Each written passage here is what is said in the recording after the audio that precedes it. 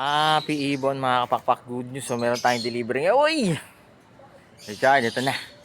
Ito na isang saddleback tas isang pearl. Yun, oh. Grabe naman kakatail to.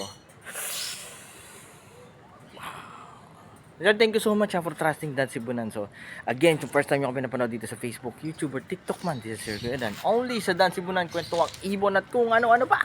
Yun, oh. Located tayo sa 37 Consuelo Street, kapakpak.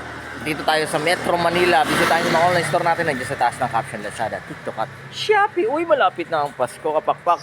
Ayan, yung batiin ko kayo ng maligayang Pasko. Kung nag-iisip kayo kung ano magandang pangregalo para sa sarili nyo, mga anak nyo, asawa, nako, boyfriend, girlfriend, mga lolo't lola, tito, bigyan nyo ng mga ibon, kapakpak. Promise, hindi sila magsisisa. Hindi ka magsisisa. Napaka sarap at tanggal ng stress. Again, syempre, lagi nyo tatandaan, kapakpak, mas masaya ang buhay pag may ibon sa bahay. So dyan, thank you so much again So takbong ano to, gilid-gilid, saddleback, nakakatail